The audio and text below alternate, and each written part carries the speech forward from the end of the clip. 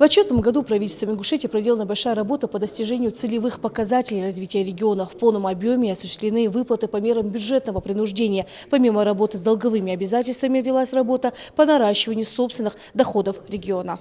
В 2022 году правительство Ингушетии продолжило работу по достижению целей и задач, поставленных перед Кабмином главой Ингушетии Махмудом Али Калиматовым. Во многих направлениях регионом достигнуты высокие показатели развития. Председатель правительства Ингушетии Владимир Сластинин отмечает, республике в 2022 году удалось решить вопросы, которые стояли перед регионом долгие годы. В первую очередь речь идет о бюджете субъекта. Как вы слышали цифры, с 2019 года мы начинали с долгами почти 12 миллиардов.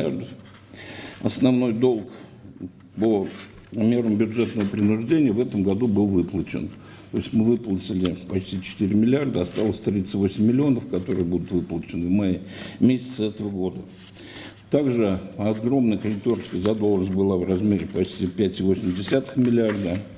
После проверки казначейства была она выверена, на что было выделено 2,5 миллиарда денежных средств, которые были погашены основные долги и по бюджетным обязательствам, и по социальным выплатам. Спасти сложившуюся в регионе финансовую ситуацию во многом помогли новые производства, которые удалось реанимировать благодаря усилиям главы республики. Создание новых рабочих мест и поступление налогов в бюджет республики. Хорошие показатели в этом направлении говорят об эффективности проделанной работы правительством Ингушетии. Начиная с 2020 года мы вышли на прирост по НДФЛ 600 миллионов рублей в год. И следующие года мы наращивали этот прирост. И 2022 год завершили с рекордной цифрой в 9 миллиардов рублей, что на 3 миллиарда больше, чем 2021 год. Если вы вспомните, 2019 год мы начинали с маленькой циферки. 1,2 миллиарда у нас был всего НДФЛ. Сейчас мы дошли до 9. Это говорит о росте и промышленности, и малого и среднего предпринимательства. В 2022 году Ингушетия приняла участие в 43 региональных проектах. Благодаря федеральной поддержке региону удалось построить и сдать современные объекты. Глава часто обращал внимание, какие цифры республика осваивает последние 3 года. Вот 43 региональных проекта в 2022 году было, 11 национальных. Общий объем бюджета 12 миллиардов. И представляете, нам дали 12 миллиардов на то, чтобы мы, освоили и построили социальные объекты, школы, детские сады.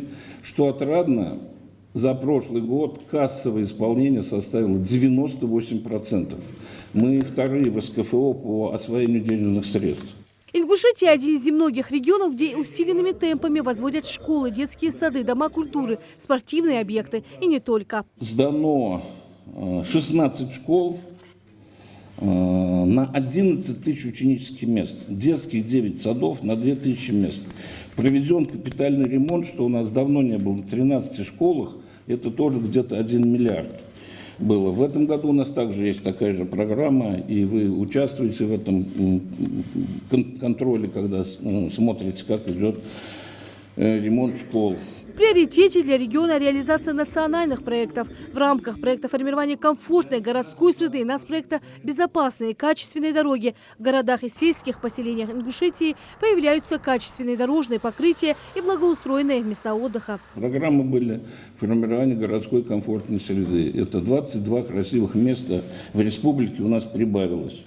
Дорожный комплекс. Дорожный комплекс у нас постоянно находится в лидерах, постоянно в зеленой зоне. 13 объектов дорожной структуры было отремонтировано. Практически выполнили объем они 200%. То есть уже к июню дорожники наши программы выполнили. И до конца года еще сделали. И что самое отрадное, мы впервые начали строить мостовые сооружения. В том году было построено 2 моста, в целом мы их строим 5.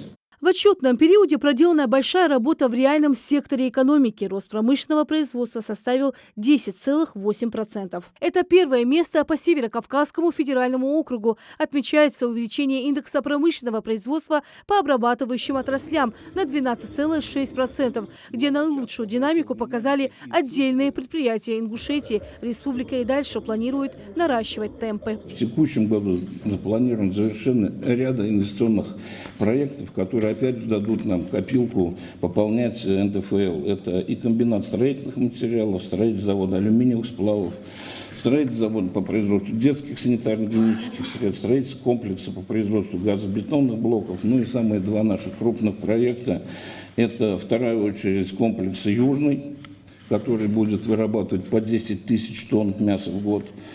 В настоящее время 5,5 тысяч вырабатывают, 318 рабочих мест.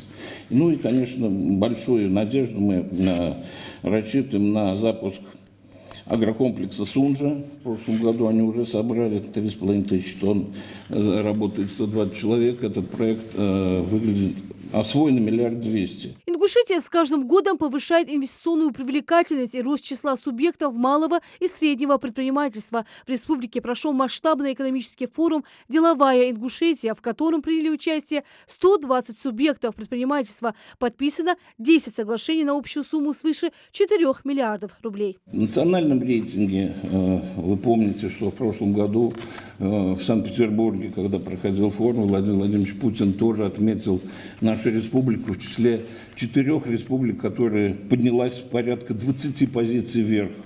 О чем свидетельствуют цифры? Значит, вот повышение инвестиционной активности.